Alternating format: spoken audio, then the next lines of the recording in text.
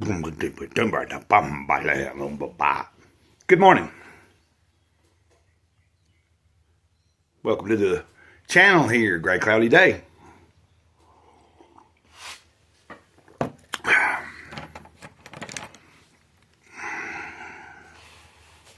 Gray Cloud, sage of the eternal moment. You might ask yourself, what's the eternal moment? It's the only moment that there is.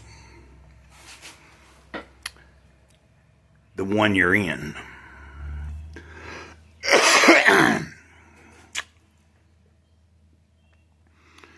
So, grab it and take hold of it.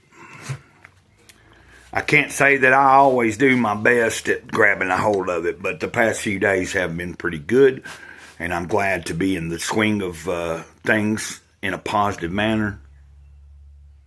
And I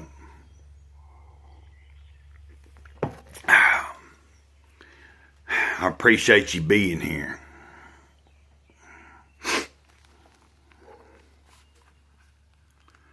We're going to do a Jesus Calling video.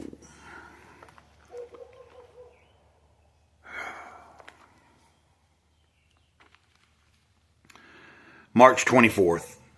This is a time in your life when you must learn to let go of loved ones, of possessions, of control.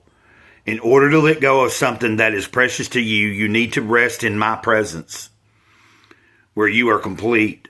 Take time to bask in the light of my love. As you relax more and more, your grasping hand gradually opens up, releasing your prized possession into my care. You can feel secure even in the midst of cataclysmic changes, throughout awareness of my continual presence. The one who never leaves you is the same one who never changes. I am the same yesterday, today, and forever. As you release more and more things into my care, remember that I never let go of your hand. Herein lies your security, which no one and no circumstance can take from you. When I was reading this right before I went to record, it came to me, this is a good reading for several people that I know in my life. Some of you are subscribers and we're friends here. This is, to me, a good reading. If you've been worrying about some things, like, let's just say this. It's easy to get caught up in the news and the stupid negative stuff that just keeps coming at you every day. The best advice I can offer is, yes, I understand and I see the headlines coming through my YouTube feed, but I don't usually pay much attention to it. Unless it happens to be that I'm certain channel that I do watch or subscribe to may do a video on a specific current topic in the news. Maybe then I might watch it and catch a little more information. But several years ago, when the pandemic first started, I was at first not really paying no attention to any of it. And then it went to me being consumed every day with all of the different things going out there in the ether and knowing what I knew already. And then it was given to me as advice to tune all of that out. And when I say it was given to me as advice, I mean by the Spirit, the big kahuna. The thing that has always been in front of me, behind me, all around me, and guided me. But I've been told, tune that, we're going to see what's going on. But the ultimate thing is, at the end of the day, if they cut off all of the Social Security, if they cut everybody's food stamps off, if every single person just about in the world loses their job tomorrow, there's not much anybody can do about it. There's going to come a time when you're going to have to rely on trusting in that which is unknown, or that which is unseen. Trust in the unseen. That's the better way to put it. So what I wanted to offer is take this reading today and absorb what he says here. This is a time in your life when you must learn to let go. And not just of like tuning out the news, but sometimes we have to let go of certain people. Sometimes it's because they've passed on and we have to learn to live with it. But I'm talking about sometimes we have to distance ourselves from certain people because they just aren't, the vibrations they're putting off ain't right for us. Sometimes we have to do the same with certain media.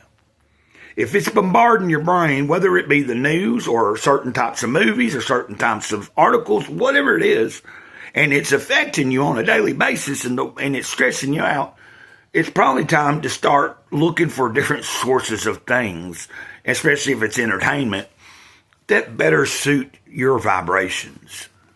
Not to sound funky or weird, but that's just the truth. So we have scripture references here. Psalm 89, verse 15. Hebrews 13, 8. And we got Isaiah 41, 13. You can look them up yourself.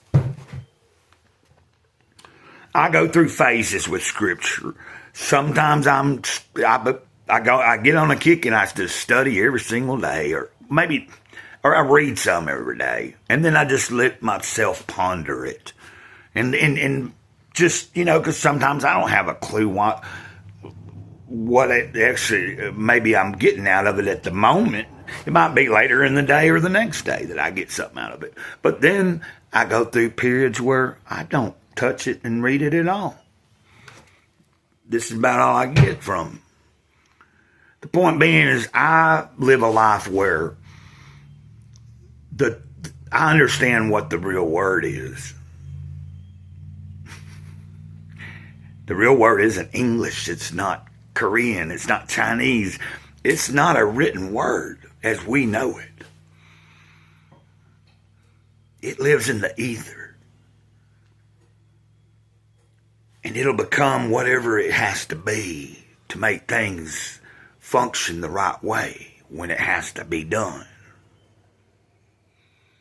And if you look hard enough, you'll find that the word will speak to you in so many different ways.